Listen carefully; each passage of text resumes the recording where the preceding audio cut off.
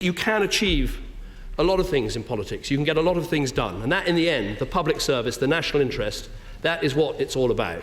Nothing is really impossible if you put your mind to it. After all, as I once said, I was the future once.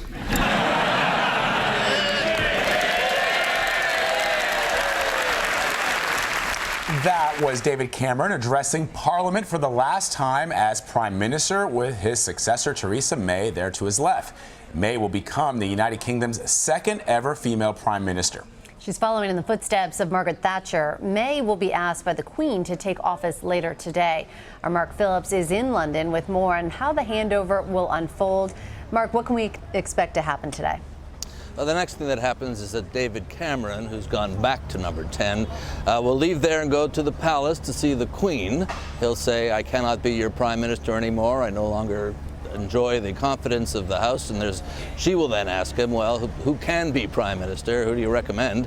He'll say Theresa May. And Theresa May will then be called by the palace. She'll come, and as soon as, in that little interregnum, if you will, between Cameron and May, the country will have no Prime Minister. But as soon as she sees the Queen, then there's the new Prime Minister. It's a no fuss, no muss transition, but it belies a whole series of problems behind the scene, which of course have driven all of these events.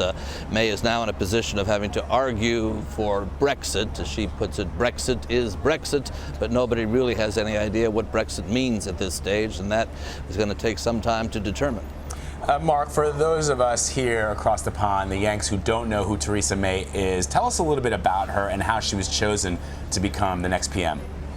She's very much a well-known political figure here. She's been in politics for decades. She's been a very senior minister in David Cameron's cabinet. She runs the Home Office here, which is the biggest government ministry looking after police and the borders and all kinds of internal affairs in the country.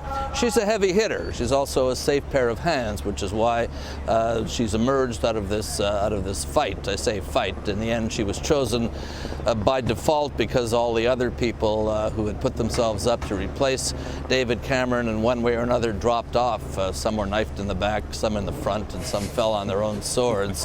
And she was the last person left standing. Having said that, she's pretty well universally regarded with some respect here. She's tough. She's dealt with issues of immigration within the police, other governmental issues as well. And of course, she is a woman. She's the second woman who will be Prime Minister of this country. As David Cameron said today, that's 2-0 for the Tories, and that is what will happen. She'll assume power, she'll move into number 10 Downing Street, and the transition will have happened. She then has to pick a cabinet, which is not going to be easy, and particularly pick someone to begin this negotiating process with all the countries of Europe as to what kind of relationship Britain has in the future. And as I say, that will not be easy, and that process will not be short.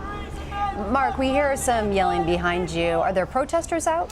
Well, it's democracy in action, I'm afraid. It can be annoying, but there are some protesters who have come out here. It's a big day here. The place is crawling with news crews and people on television all around the world, in addition to locally, and some people see that as a chance to get their point of view across.